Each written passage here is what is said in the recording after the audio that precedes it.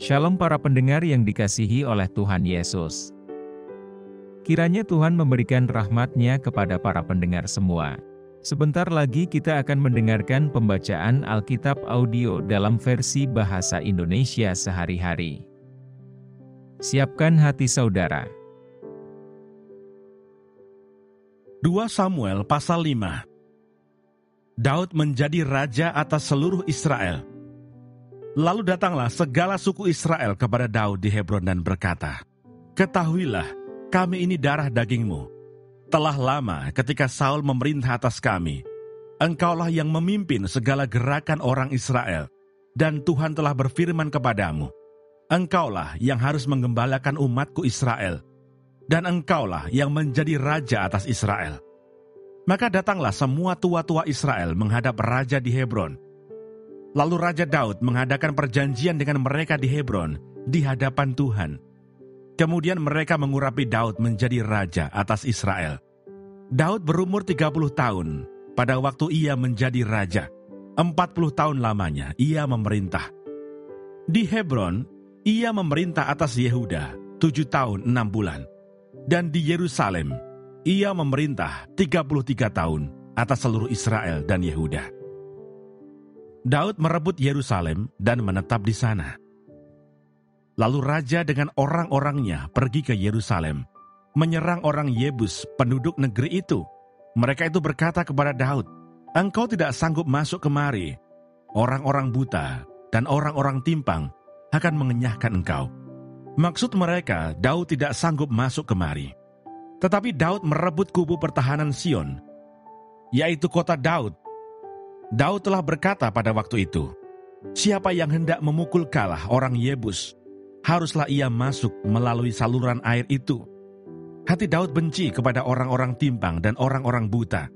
Sebab itu orang berkata, orang-orang buta dan orang-orang timpang tidak boleh masuk bait. Dan Daud menetap di kubu pertahanan itu dan menamainya kota Daud. Ia memperkuatnya sekelilingnya, mulai dari Milo ke bagian dalam. Lalu makin lama makin besarlah kuasa Daud, sebab Tuhan Allah semesta alam menyertainya. Istana dan rumah tangga Daud. Hiram, raja negeri Tirus, mengirim utusan kepada Daud dan kayu aras, tukang-tukang kayu dan tukang-tukang batu. Mereka mendirikan istana bagi Daud. Lalu tahulah Daud bahwa Tuhan telah menegakkan dia sebagai raja atas Israel dan telah mengangkat martabat pemerintahannya oleh karena Israel umatnya.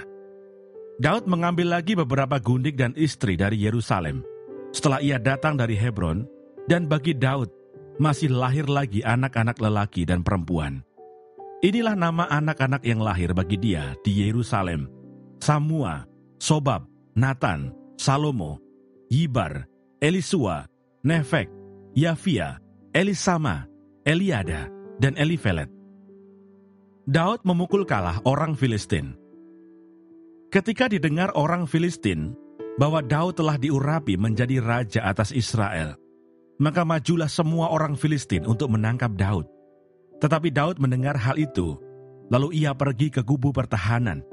Ketika orang Filistin itu datang dan memencar di lembah Refaim, bertanyalah Daud kepada Tuhan, "Apakah aku harus maju melawan orang Filistin itu? Akan kau serahkankah mereka ke dalam tanganku?"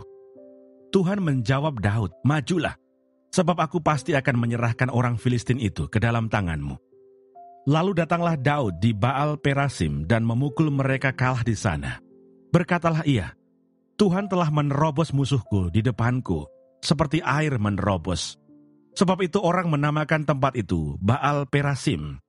Orang Filistin itu meninggalkan berhalanya di sana. Lalu Daud dan orang-orangnya mengangkatnya. Ketika orang Filistin maju sekali lagi dan memencar di lembah Refaim, maka bertanyalah Daud kepada Tuhan dan ia menjawab, "Janganlah maju, tetapi buatlah gerakan lingkaran sampai ke belakang mereka, sehingga engkau dapat menyerang mereka dari jurusan pohon-pohon kertau. Dan bila engkau mendengar bunyi derap langkah di puncak pohon-pohon kertau itu, maka haruslah engkau bertindak cepat, sebab pada waktu itu Tuhan telah keluar berperang di depanmu untuk memukul kalah tentara orang Filistin." Dan Daud berbuat demikian, seperti yang diperintahkan Tuhan kepadanya. Maka ia memukul kalah orang Filistin, mulai dari Geba sampai dekat Geser.